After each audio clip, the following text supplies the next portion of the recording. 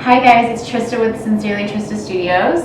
So I just want to invite you to do a few stretches with me, especially those of you that are runners who don't like to stretch too much after a run. These are going to be super quick to some degree and just give you a little bit more mobility and range of motion to keep you running for longer. So I'll do both sides with you. I'll have some brief explanations in there, but if you do have any questions, feel free to contact me in the comments, or you can always email me through my site. Let's get started. We're going to start in down dog, which is always going to be a great stretch for runners because it gets the whole back line and also gives you some strength for the front side, which is always important for balance. I'm going to take down dog. I would suggest to just bend the knees more in your down dog. If you're not sure the distance, I would go to plank first. Make sure your hands are under your shoulders, the heels are on top of the balls of your feet, and then lift the hips from there.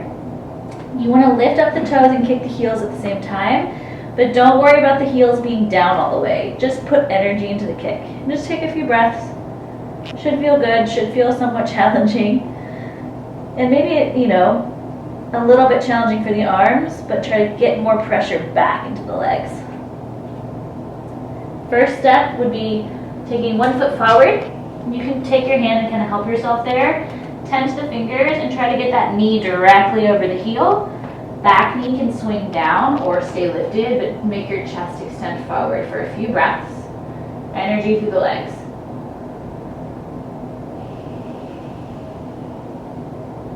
Our next maneuver is going to be drawing the knee down and just walking up to the top of that front leg. Try not to sink into the front leg with your low back overarching. Scoop the front belly in, and then you'll even push off that front leg as much as you're drawing your weight down into it.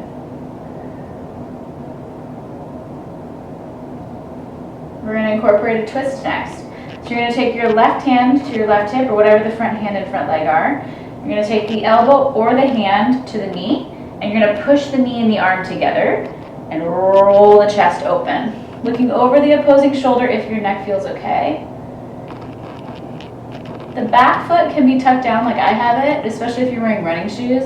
But if you do want to push down the top of the foot, that also is a great choice. Just make sure that you're active through both legs, pushing the ground away from you. Good. Let's work into our half split stretch. So you're going to work the hips back. You may find that you're not going to get the front leg straight all the way doing this. You'll have to wiggle your front foot a little bit more forward or come up a little bit more back onto the fingertips. Try flexing the toes and making sure that you're not sliding that front hip forward. Pull it back. And I would always keep the chin forward just so we're not leaning into chest tension. I mean, when we're running, sometimes we kind of curl into the front.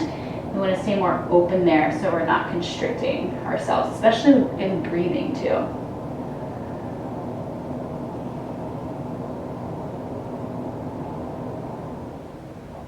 Nice. Take another breath. When you're ready, you're going to walk forward. Put that front arm on the inside of that front leg. Wiggle your front leg wider, and at this point you want your hands underneath your shoulders and your hips to drop down comfortably.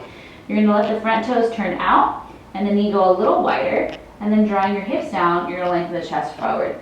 Now if you get to this point and you're still feeling pretty good, you could potentially go lower. If both elbows go down, this is going to fold you more into it. It's going to make it more intense. If both elbows aren't down, I would stay on the hands.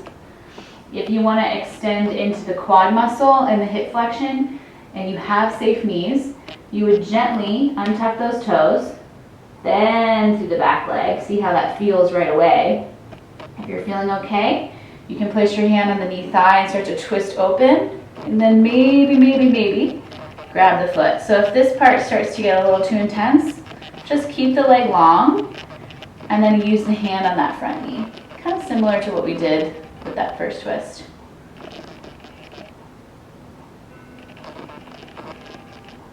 Nice, guys. All right, let's do it on the other side. So I'll go a little bit swifter through that second side with just breathing. I'm going to take it back to down dog. Full inhale. And then a full exhale. Good, step that leg forward. Just lengthening with breath in And breath out. Good, do it again. Big inhale. And exhale. You're going to draw your back knee down. Inhaling all the way up, just standing on top of that leg. Active through the feet.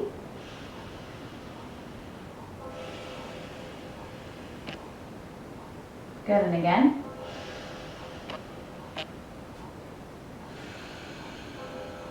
Take that front arm to the hip, elbow or hand to the knee, twist open. Try breathing into the back ribs. And every exhale, roll the chest without dropping into the hip.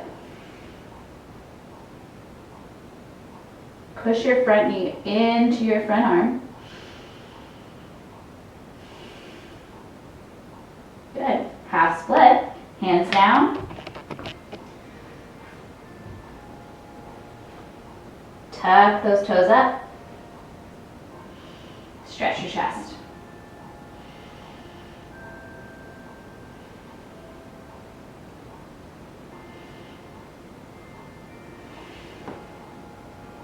One more breath.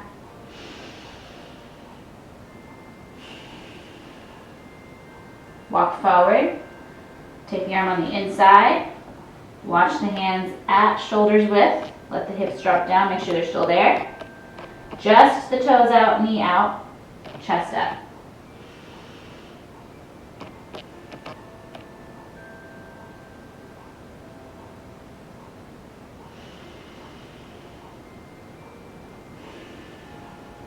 Maybe elbows down.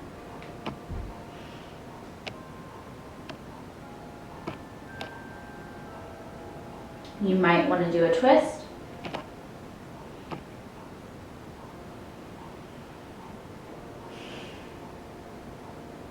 You may decide to very gently bend the knee back there. Then use leverage.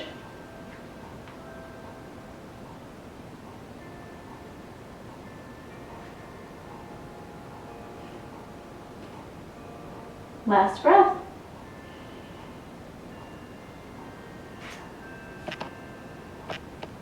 Awesome, guys. Well, I hope that was helpful. Again, if you have any questions about any of these stretches, please feel free to reach out. And again, this is Trista. Have a good day.